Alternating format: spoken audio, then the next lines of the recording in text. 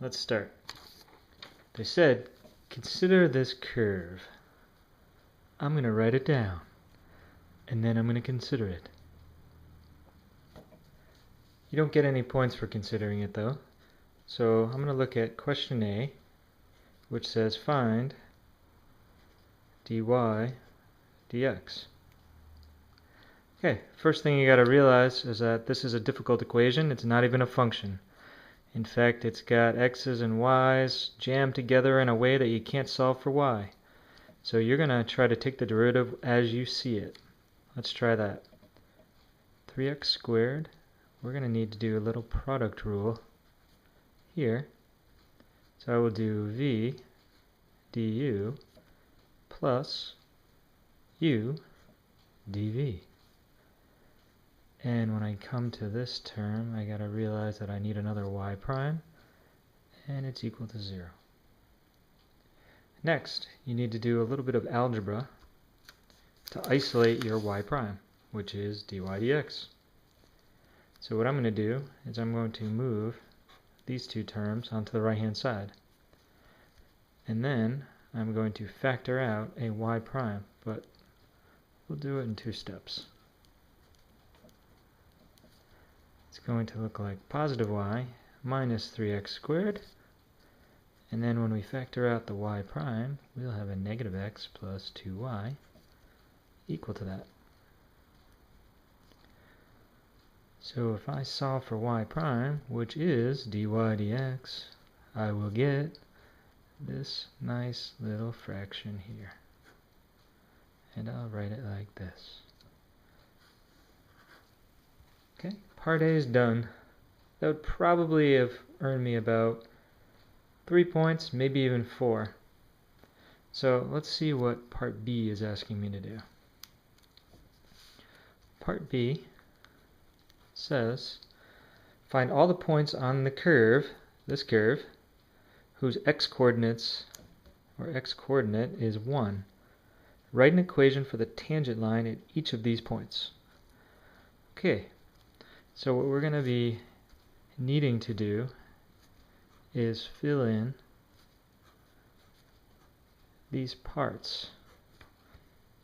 Now, I don't know if there's going to be more than one equation that we got to make, so why don't I go ahead and try to see that. They said find all the points on the curve whose x-coordinate is 1. So if we go back to the original, which I'll box in, they're telling me that if I make x 1,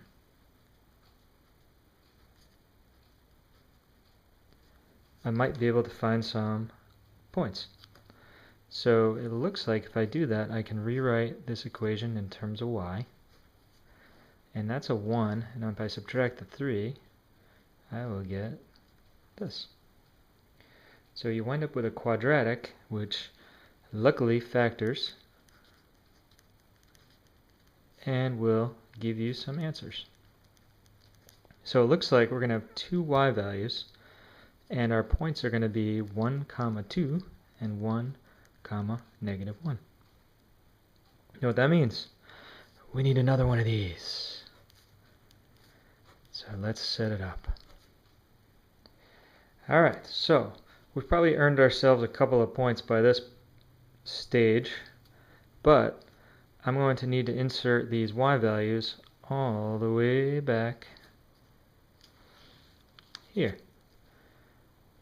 So that'll maybe get me a little bit of something else. Alright, so the only thing we're missing are the slopes that go here, and we get those from the derivative, which luckily we have done earlier. I'm just going to rewrite it again here, so you can see that that's the slope. And we need to do a little plug-in. Let's start with the 1, 2. We're going to wind up with 2 minus 3 times 1 squared over 2 times 2 minus 1. That'll give me a negative 1/3. Okay, so the one that goes here would be negative 1/3. If I try that again, I'm going to have to put in the other values, so I'll go over to off to the side here. And I would substitute those in and find that my other slope would be 4 over 3.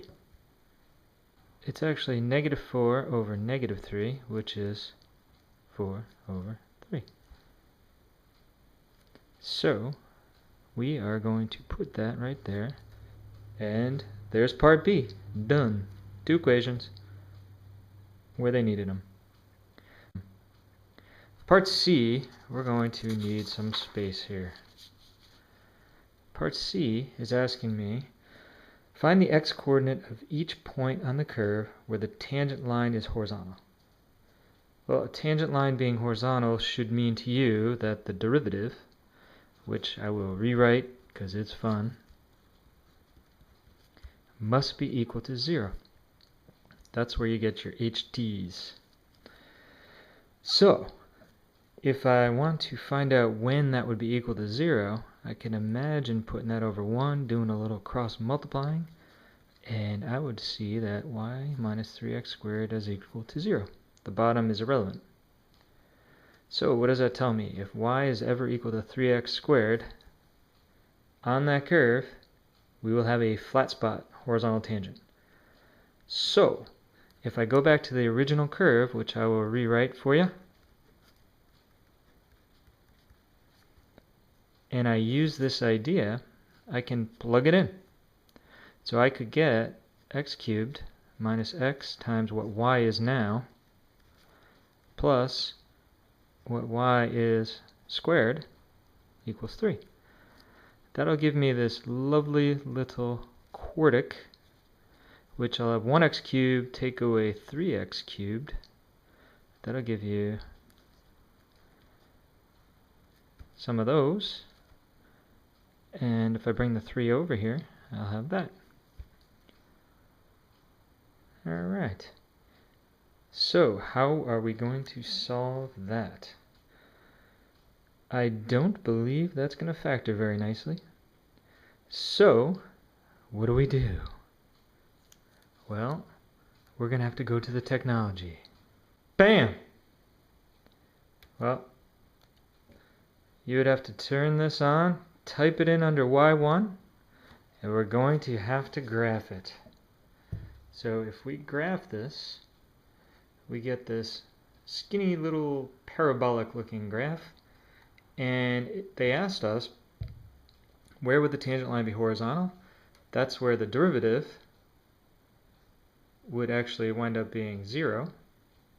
We solved for what would make that come out 0, and we found that if we solve this equation, we will actually find the 2 spots. So we're going to give it the old second trace 0, give it a left bound of, I don't know, -1, a right bound of 0, and we find our answer is, come on, there it is, -0.710. And the other answer, second trace 0, start on the left with a 0, start on the right with a 1, and we hit enter, and that one was quicker, 0.822. Those are the 2 spots where the original curve will have horizontal tangents. And we're done. If we were able to do that, right here, get all the way to that with no errors, that'd be 9 out of 9 points. Make any mistakes along the way, you lose a little bit here and there. But if you can get the idea down, you're good to go. Because don't forget, the average on problems like this is probably closer to 3 points out of 9. You can do that, and then go golfing.